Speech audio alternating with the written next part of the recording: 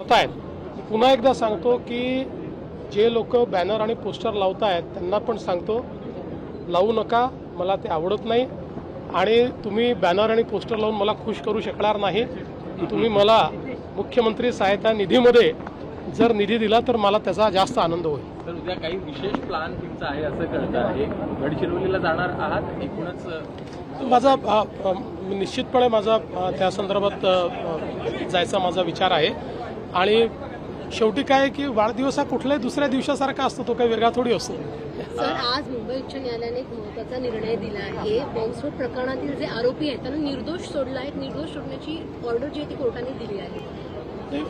आपल्या सगळ्यांकरताच हा निर्णय अतिशय शॉकिंग अशा प्रकारचा निर्णय आहे.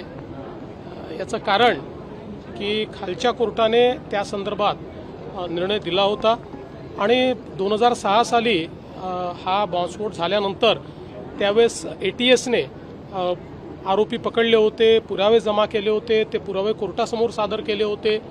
त्यामुळे अशा प्रकारचा निर्णय येणं हे निश्चितच धक्कादायक आहे.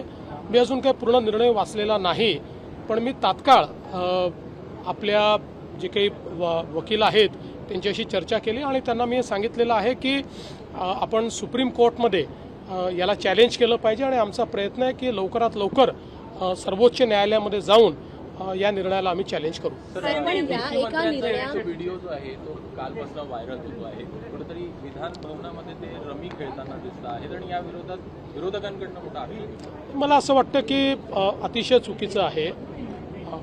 अशा प्रकारे विधान भवनामध्ये ज्यावेळेस चर्चा चालते त्यावेळेस आपलं कामकाज नसलं तरीही आपण त्या ठिकाणी सिरियसली बसणं गरजेचं आहे. साधारणपणे एखादे वेळेस असं होतं की तुम्ही कागदपत्र वाचता, बाकी गोष्टी वाचता, पण रमी खेळतानाचा व्हिडिओ हा काही निश्चितच योग्य नाही.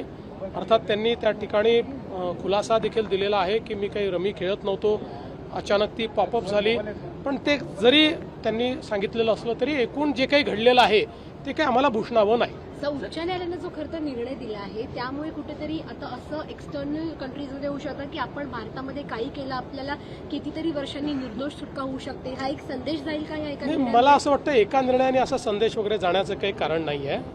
शेवटी भारतामध्ये एक फ्री अँड फेअर ट्रायल होते, त्याच्यामध्ये न्यायाधीश आपला निर्णय देत असतात.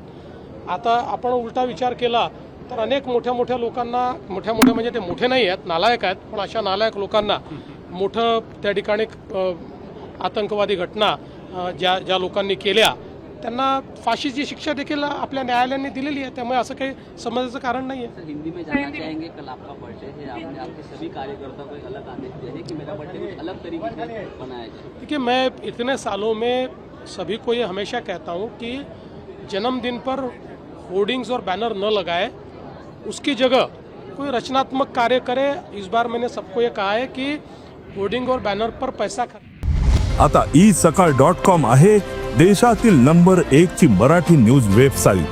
प्रत्येक अपडेटसाठी isakal.com ला नक्की भेट द्या.